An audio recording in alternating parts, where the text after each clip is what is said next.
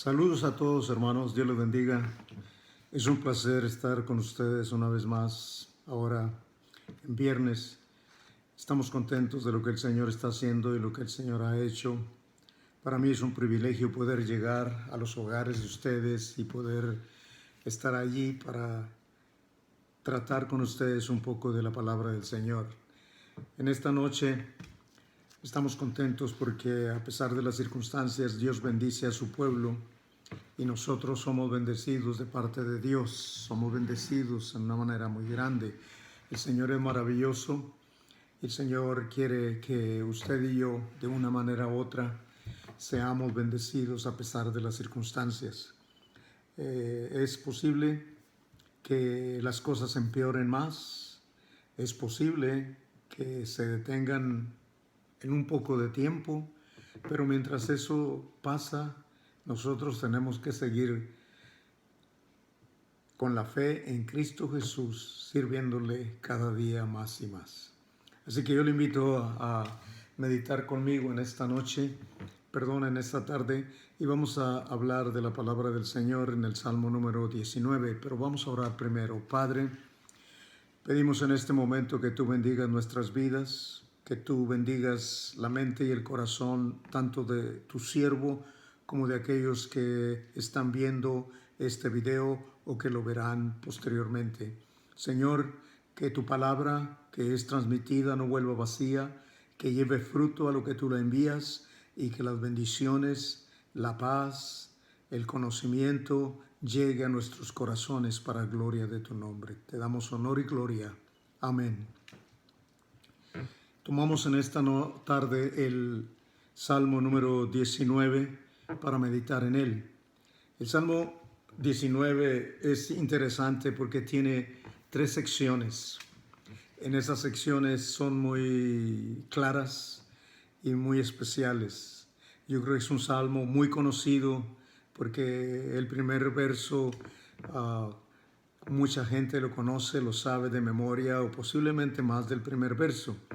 Pero todos sabemos que los cielos cuentan la gloria de Dios y el firmamento anuncia la obra de sus manos. Esto es interesante y queremos nosotros en esta tarde meditar con ustedes acerca de este salmo.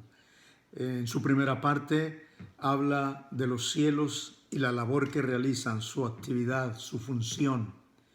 En la segunda parte habla de la palabra y de su poder, el poder de la palabra.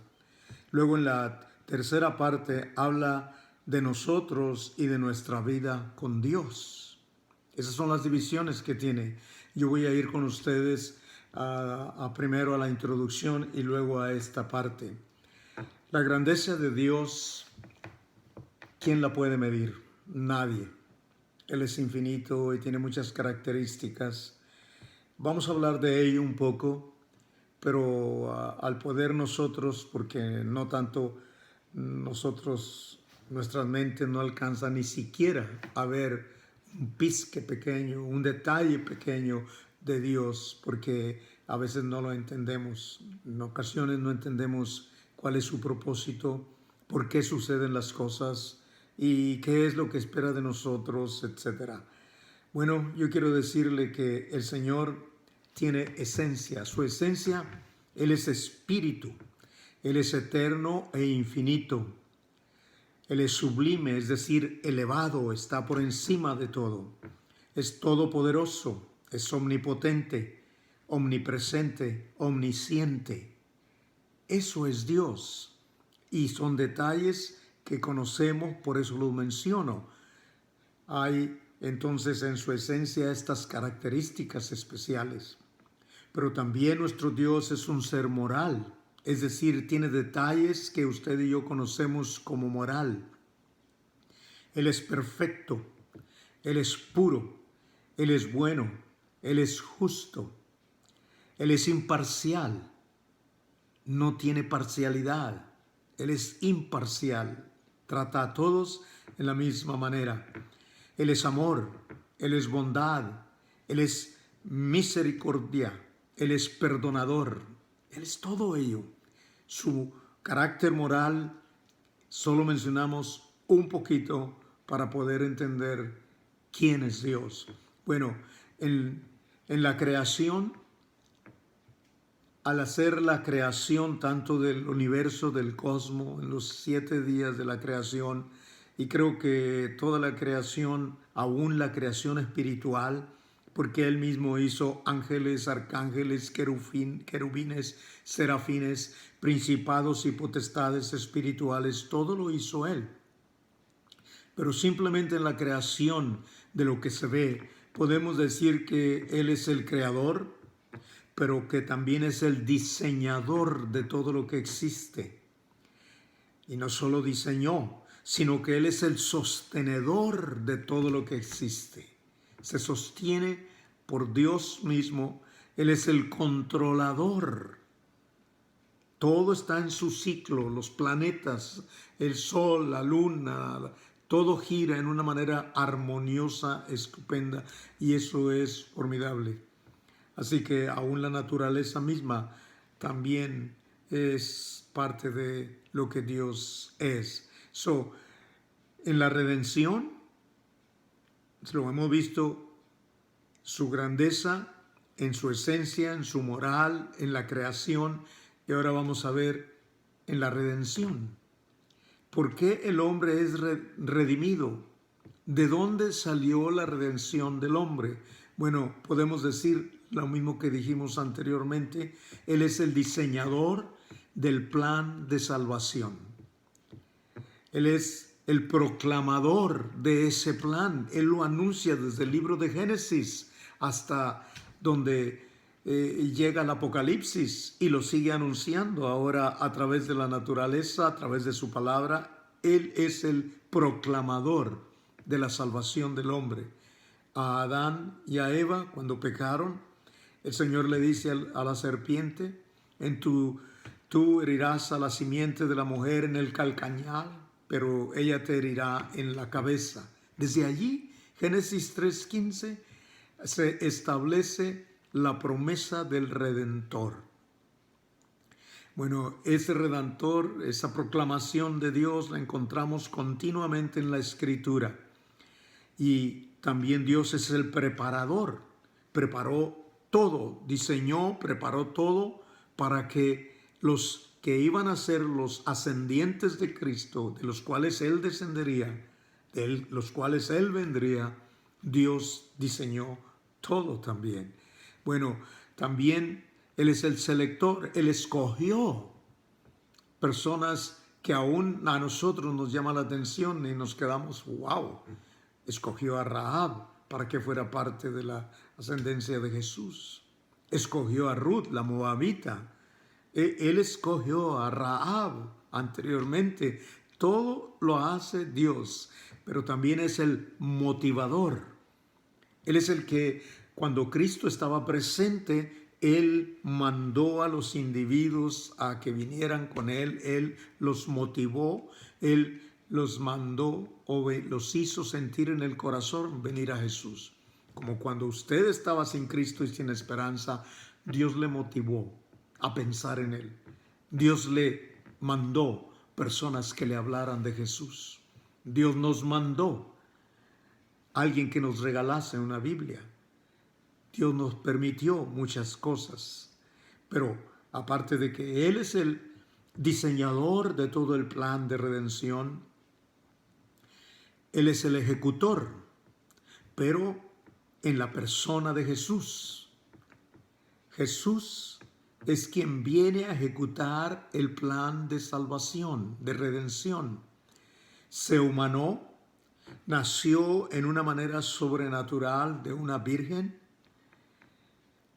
vivió sujeto a sus padres terrenales y anunció su muerte, anunció la cruz.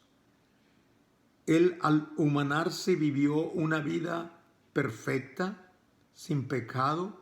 Él ocupó nuestro lugar en la cruz. Él pagó por nuestra redención con su sangre y con su muerte. Él nos redimió, Él nos salvó. El ejecutor del plan divino es Jesús. Pero el realizador de esa obra maravillosa de Dios, de ese amor, de esa gracia del Hijo que está también para favor nuestro, el Espíritu Santo es el que pone en el corazón del hombre, del que viene a buscar a Jesús, le pone allí el deseo de enternecerse. Y el Espíritu Santo es quien coloca el amor del Padre dentro del hombre y coloca la obra de Cristo dentro del hombre. Y por ello en Cristo Jesús ustedes somos nacidos de nuevo, ustedes y yo. Entonces es algo interesante. El Señor enternece, el Espíritu Santo enternece a la persona, la atrae, la convence, la hace entrar en convicción.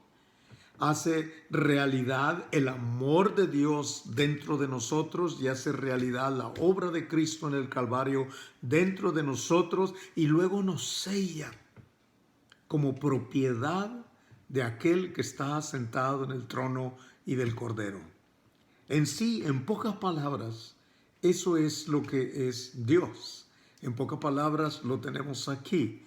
Bueno, el escritor, el salmista, nos viene a decir cosas interesantes. ¿Cómo lo tuvo? ¿Cómo él aprendió esto?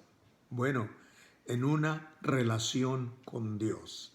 Pero vamos a ver lo que dice. Primero dice el salmista, y está consciente de ello, y nos dice, los cielos cuentan la gloria de Dios, y el firmamento anuncia la obra de sus manos. Una vez más, en la poesía hebrea,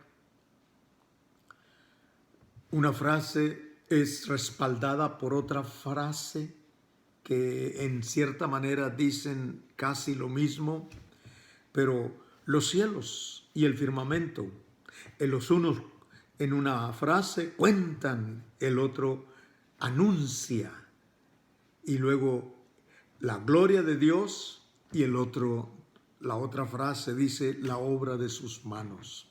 Esa es la hermosura de la poesía hebrea. Bueno, así que tenemos la palabra contar y anunciar. Y si los cielos cuentan la gloria de Dios, ¿cuánto más nosotros que tenemos palabras para decirlo y anunciarlo debemos de hacerlo? En el verso número 2 dice cosas interesantes. Un día emite palabra a otro día. Luego se va del día a la noche. Una noche a otra noche declara sabiduría. Es interesante, es un canto hermoso, es algo especial aquí. El salmista se coloca a la altura de los cielos y él realiza lo que los cielos hacen, cómo es su función y todo lo que está en los cielos, y el salmista lo está presentando aquí para usted y para mí. Pero no notamos que dice cielos y firmamento, notamos que dice día y noche. Unos cuentan y anuncian y los otros, dice, emiten palabra y declaran sabiduría.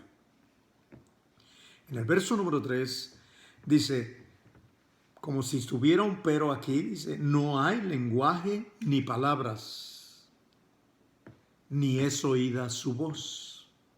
Es decir, el salmista piensa, están anunciando todo, ellos cuentan la gloria de Dios, anuncian la obra de Dios, el día nos habla de Dios, la noche nos habla de Dios, el firmamento y los cielos nos hablan de Dios, es lo que está diciendo.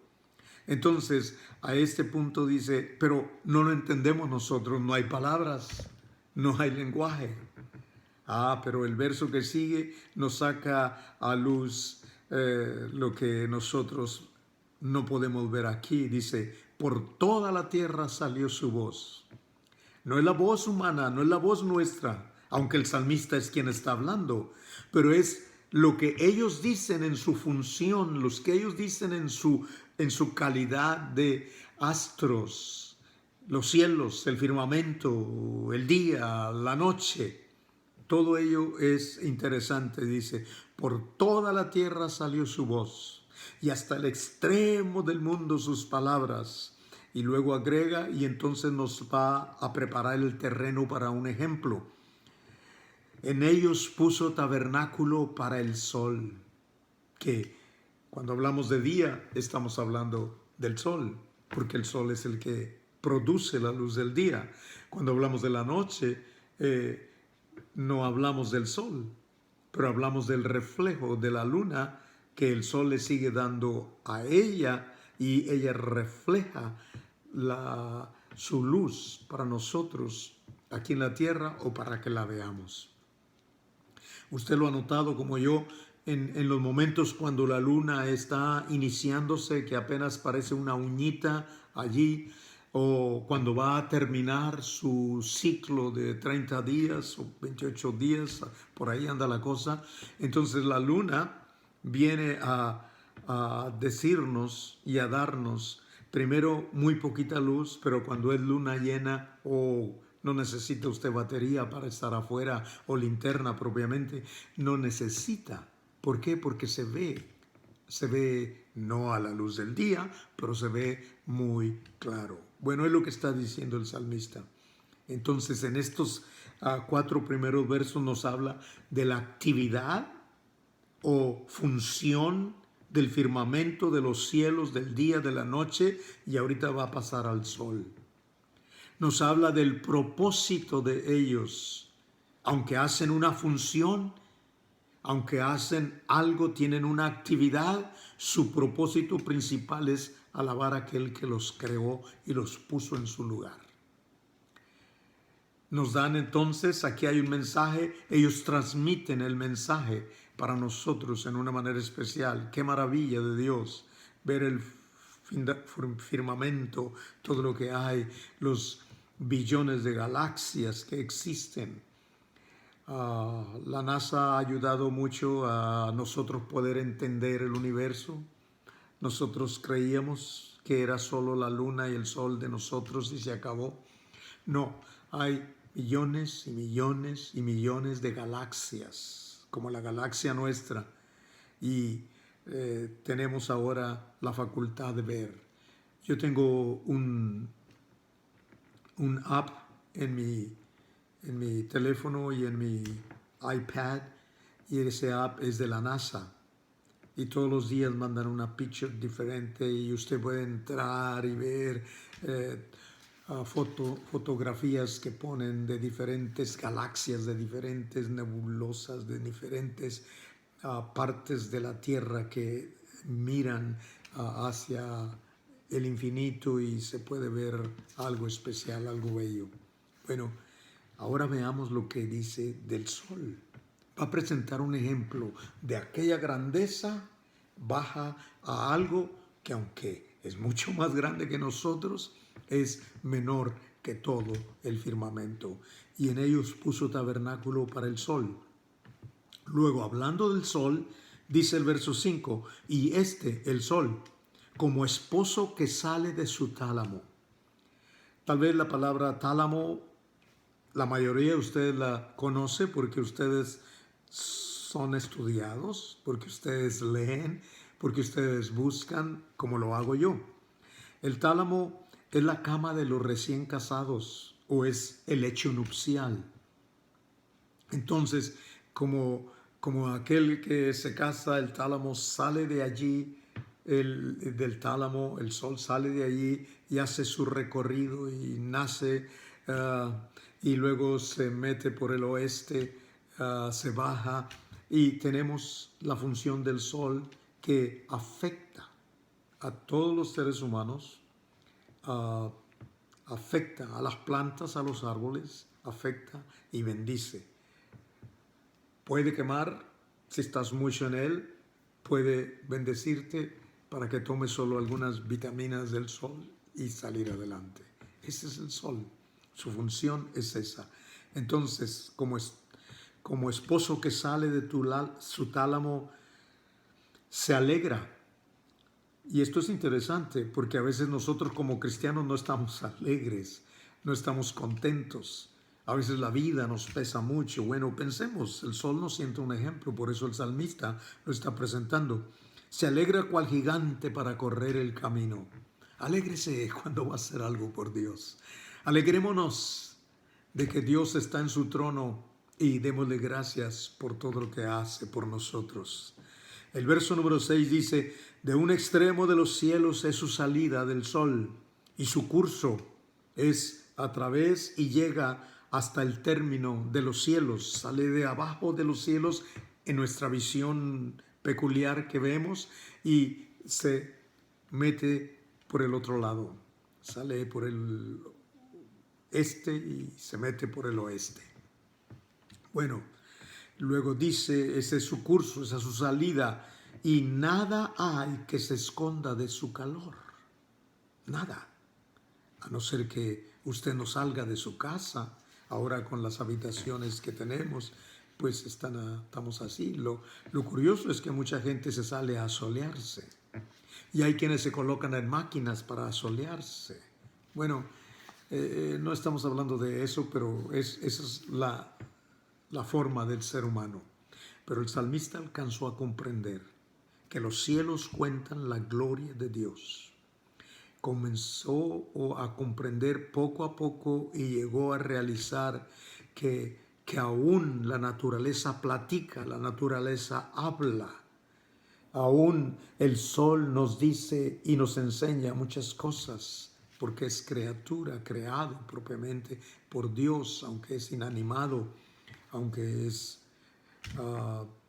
una llama ardiendo, todo ello hay elementos ahí en él y para nosotros es hermoso lo que Dios ha hecho. Porque imagínense que fuera de nosotros sin el sol. No pudiéramos existir, yo creo. Bueno, pasemos ahora a la parte central del Salmo. La parte central del Salmo es la parte B y habla de la palabra y su poder de la palabra. En los primeros 6 versos hablamos del firmamento, su labor, su propósito, su mensaje. Hoy vamos junto con lo que está en él, ahora vamos a hablar de la palabra y su poder. Y tenemos unos 4 versículos que vamos a mirar. Primero vamos a ver la palabra y sus sinónimos. En la escritura, usa sinónimos en relación con la palabra, este salmo. También hay muchos sinónimos en toda la Biblia que se refieren a la palabra. Pero el Salmo 119 es el salmo que presenta sinónimo tras sinónimo de la palabra de Dios. Bueno, veamos este poquito que tiene el Salmo 19. El verso número 7, déjeme decir esto.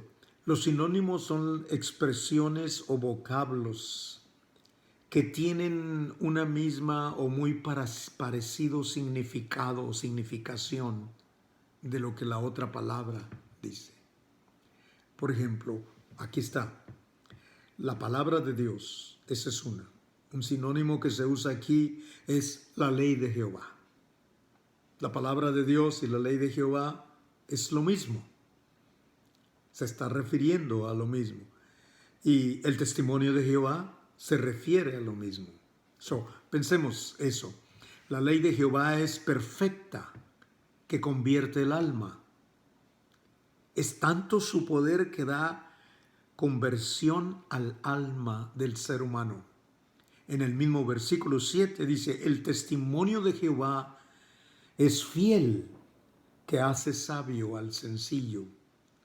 El salmista se dejó ir por la poesía y nos presenta esta hermosura aquí delante de nuestros ojos que usted y yo podemos entender y estamos tratando de entender. La ley de Jehová, que es la palabra de Dios, es perfecta y que convierte el alma. El testimonio de Jehová, que es sinónimo de la palabra de Dios, es fiel y hace sabio al sencillo. Veamos el 8. Los mandamientos de Jehová son rectos, que alegran el corazón. Los mandamientos de Jehová, que es sinónimo de la palabra, son rectos y alegran el corazón. Cuando llegan a nosotros, los estudiamos, los leemos, hermanos, qué felices nos sentimos, qué felices nos sentimos de estar leyendo el Salmo número 19. Al final del verso número 8 dice en la segunda parte, el precepto de Jehová es puro, que alumbra los ojos. No hay algo que estorbe, es puro y alumbra los ojos. Entonces, la palabra de Dios convierte el corazón o el alma del individuo. La palabra del Señor hace sabio al que la lee. La palabra del Señor alegra el corazón del que la conoce. La palabra del Señor alumbra los ojos del que se deleita en ella. Bueno, todavía no acabamos, pero a lo menos aquí hay 4 ya que hemos visto. En el verso número 9 dice, el temor de Jehová es limpio. El tener temor y reverencia hacia Dios no es miedo, no es, dijéramos, algo que viene a dañarnos. Estamos seguros de que es, y por ello nosotros debemos de tener que ese temor a Jehová es limpio, que nace de la palabra que nos habla y que permanece para siempre. Cuando usted memoriza la palabra y la lee, no se le va a olvidar. No se le va a olvidar. Es más, cuando están apuros, el Espíritu Santo viene sobre usted y le recuerda versículos que usted ha dicho o que usted ha leído. Cuando estamos orando en ocasiones viene una frase bíblica o un versículo bíblico y a veces es un pasaje bíblico que lo repetimos porque lo sabemos. Bueno, en la segunda parte del verso número 9 dice, los juicios de Jehová son verdad, todos justos. Nuestro Dios es perfecto, hermanos. Nuestro Dios es perfecto. Él sabe por qué permite las cosas. Él sabe por qué suceden las cosas. Él tiene un propósito y nosotros debemos de conocerlo. Luego pasamos de los sinónimos, aunque vamos a mencionar otro más, pero en la primera parte habla de los sinónimos, que son las expresiones parecidas entre las palabras, y la segunda parte de este pasaje, de estos 4 versos, es la palabra y su valor y su atracción. Pero recordemos, y me gusta cómo salió ahorita, la ley de Jehová, la palabra de Jehová es perfecta, que convierte el alma. El alma no se va a resistir. El testimonio de Jehová es fiel, que hace sabio al que lo tiene. Los mandamientos de Jehová son rectos, que alegran el corazón, y a veces los recitamos y nos gozamos en ellos. El precepto de Jehová es puro, que alumbra los ojos, nos hace ver con claridad las cosas. El temor de Jehová es limpio y permanece para siempre. Si estamos en el temor de Dios, oh hermanos, sigamos en el temor de Dios, porque Él no se acaba. Tal vez nosotros nos salgamos, pero Él no. Él permanece fiel. Los juicios de Jehová son verdad, todos justos. Ahora sí, el verso número 10 dice, deseables son más que el oro y más que mucho oro afinado. Los juicios de Jehová son, y dulces más que miel, que la que destila del panal. Déjeme decirle algo.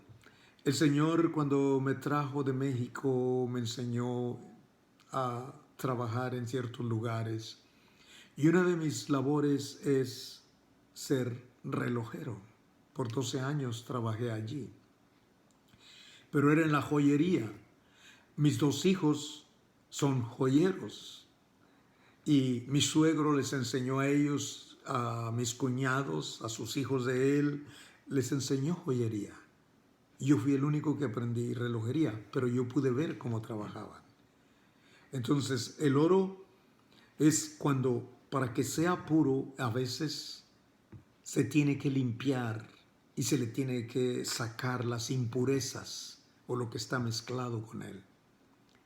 Pero el oro, para decirles, el oro de 24 quilates es el oro puro. Pero cuando ya baja a 18 quilates, el oro ya no tiene el mismo valor ni tiene la misma pureza. La mezcla que le hicieron de 24 a 18,6 de aleación de cobre y plata. El de 14 ya tiene 10 de aleación y así va sucesivamente. El del 10 ya se voltea, son 10 de oro y la mayoría es de la aleación. Bueno, el oro puro es de valor incalculable en este sentido. Es inmenso, pero no tanto su valor, porque cualquiera puede comprar oro, pero es muy apreciado. Es algo que a la gente, a los seres humanos nos gusta tener. Pero no nada más habla de que el oro es deseado, sino también es deseada la miel. Y dulces más que miel. Sale de todo lo que está hablando allá para traernos aquí y nos dice que el valor de la palabra del Señor es como oro fino bien deseada, como algo muy valioso. Y el valor de la palabra de Dios es como algo muy dulce, como algo muy sabroso. Y que si me gusta lo dulce, hermanos, a mí. Pero es lo que uno recibe. La palabra es comparada con lo más valioso que podamos tener, es comparada con lo que más nos guste comer o tener. Esa es la palabra. Y usted lo recuerda ahora. Veamos lo que somos nosotros y nuestra vida con Dios. Nosotros debemos de llegar a este punto en la primera parte y reconocer que todo anuncia la obra de Dios, que el firmamento, que las estrellas, que los cielos, que el día, que la noche, que el sol, que los planetas, que las galaxias anuncian la grandeza del Dios al que servimos. Bueno, su palabra con cualquier sinónimo es perfecta, es fiel, es recta, es pura, es limpia, es verdad. Esa es la palabra. Convierte el alma, hace sabio al sencillo, alegra el corazón, alumbra los ojos, permanece para siempre. Pasarán todas las cosas menos la palabra de Dios. Y es justa. No tiene errores o no comete errores en sus juicios. Es justa. Y es deseable como lo más valioso y es deseable como lo que más nos gusta comer o lo que más nos gusta tener. Esa es la palabra. Ahora, ¿pero qué de nosotros? Nosotros, en los últimos versos 11, 12, 13, 14, vamos a ver esto. Vamos a ver qué es lo que aquí hay para usted y para mí. El salmista nos da el ejemplo. El salmista ve la grandeza de Dios, conoce su palabra, ahora dice, esos mandamientos, amonestado y exhortado soy yo. Y nos habla de realizar como Él, qué es la realidad de lo que estamos leyendo y viendo o teniendo. Y nos exhorta a guardarlos. Veamos. El verso número 11 dice, tu siervo es además amonestado con ellos. Tu siervo es amonestado con ellos. Una de las cosas que hay que tener para ser amigo de Dios o hijo de Dios y que va a relucir luego es que somos siervos suyos. Él nos compró con su sangre preciosa. Somos de Él. Él es nuestro dueño. Entonces nosotros debemos realizar, soy tu siervo y soy amonestado con tus mandamientos. Y soy amonestado porque los leo, me deleito en ellos. Y porque hay que guardarlos, y en guardarlos hay grande galardón. Yo trato de guardar tus mandamientos, trato de dirigirme por ellos, porque hay galardón para los que son dirigidos por los mandamientos de Dios. Veamos el verso número 12. En el verso número 12 dice, ¿quién podrá entender sus propios errores? Interesante. Interesante porque en el 11 nos dice, somos amigos de Dios, somos hijos de Dios, somos esclavos de Dios, somos siervos de Dios. Pero aún en nuestra forma y relación que tenemos con Dios, no somos perfectos. Estamos con errores. Y el salmista está consciente de eso. Y el salmista dice, ¿quién podrá entender sus propios errores? Ya cuando nos damos cuenta, ya, como dicen en mi pueblo, y como comúnmente, metí la pata. No sé si la expresión es buena para usted, pero fue la expresión que vino a mi mente. Nosotros nos equivocamos, cometemos un error. Luego el salmista sigue diciendo, líbrame de los que me son ocultos. Hay errores que hacemos y no nos damos cuenta. Y el salmista dice, ¿quién puede entender los errores? Yo no puedo, Señor, pero vengo a pedirte perdón. ¿Quién podrá entender los que son ocultos si ni me acuerdo de ellos? Pero con el tiempo decimos, o con los días, ¿por qué? Porque nos acordamos de algo que dijimos, algo que vimos, algo que hablamos, algo que realizamos y que no era correcto delante de Dios. El salmista tiene mucho que enseñarnos a usted y a mí. En el verso 12 dice, bueno, ya lo leímos, es el que acabamos de leer, el verso 13, dice, preserva también a tu siervo de las soberbias. La soberbia no es buena, la altanería no es buena, la contienda no es buena.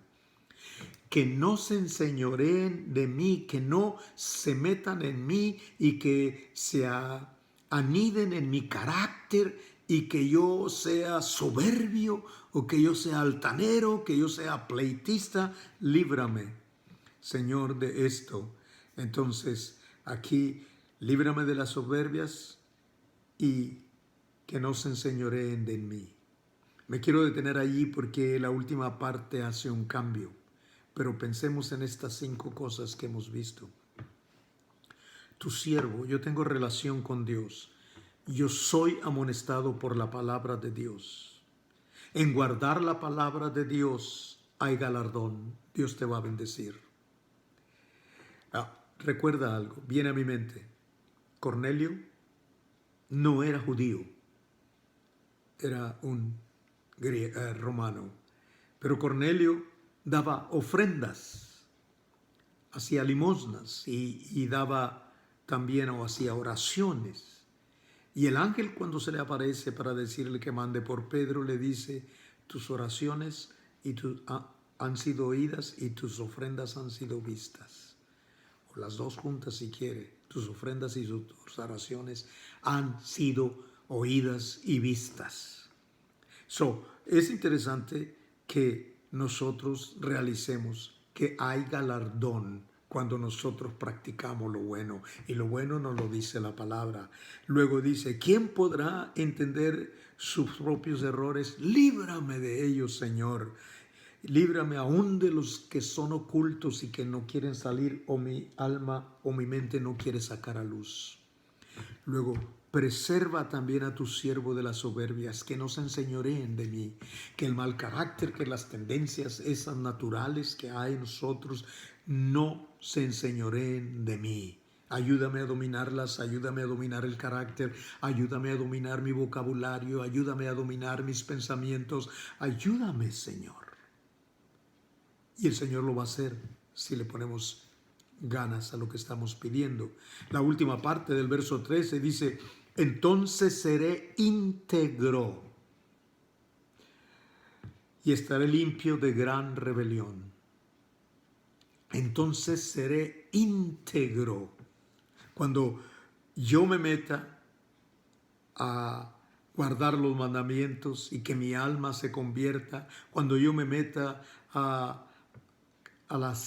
ser sabio porque el Señor me está haciendo sabio, cuando yo me alegre en mi corazón, cuando mis ojos sean alumbrados, cuando yo permanezca limpio o que permanezca en los mandamientos de Jehová que me están limpiando, y que yo practique la verdad y los juicios de Dios, porque es lo que Él quiere de nosotros.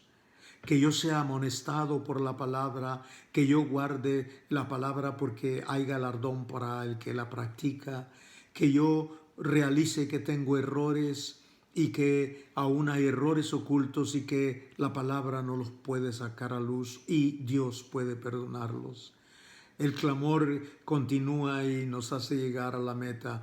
Aquí el salmista nos dice: líbrame de las soberbias, que no se enseñoreen de mí, porque entonces yo llego a la meta que estoy buscando, de ser íntegro y estar limpio de gran rebelión. Solo en Dios y con Dios podemos recibir esto. Pero luego la última parte, veamos, primero nos amonesta y nos exhorta a realizar qué hacen los mandamientos, cómo son, y a guardarlos. Luego después nos dice de nuestros propios errores. Y luego después nos dice de un clamor por las soberbias y nuestro carácter que se madure en el Señor, porque entonces vamos a ser limpios y seremos libres de las grandes rebeliones en nuestra vida. Ahora, aquí viene, para cerrar, un deseo de vivir, de hablar, de meditar y también de estar ante la presencia de Dios y exaltarlo. Esto es maravilloso. Lo que usted ha leído conmigo es interesante y nos ayuda para realizar la grandeza de Dios aún en la creación. Nos ayuda para ver la grandeza de Dios en su palabra y el poder de su palabra. Y también nos ayuda para nuestra vida, de cómo la palabra nos dirige y nos enseña y nos trata de moldear para que vivamos según el molde divino y no el propio personal. El verso 14 dice: sean gratos los dichos de mi boca. Oh, Señor, que lo que yo hable sea bueno, sea grato a los demás. Que lo que yo diga sea grato a los demás. Y la meditación de mi corazón, que sean gratos los dichos de mi boca y la meditación de mi corazón o de mi mente, como usted quiera. Que mi alma medite en cosas buenas. Y luego dice: delante de ti, oh Jehová. Es bueno que los hombres nos reconozcan y es interesante que lo hagan, pero es mejor que Dios nos reconozca y Dios nos apruebe. Busquemos la aprobación divina y hablemos como conviene y meditemos como conviene y estaremos delante de Dios. Y podremos decirle como el salmista dice: oh Jehová, roca mía y redentor mío.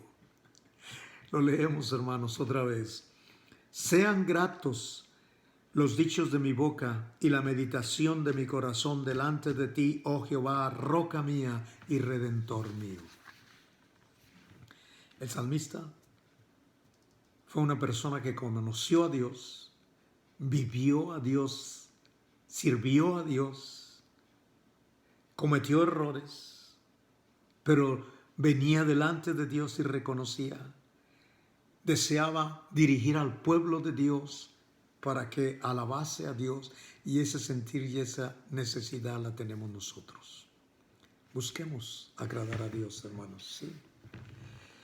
Si hubiera alguien que está allí y que no tiene a Dios en su corazón o a Cristo en su corazón, voy a orar por usted.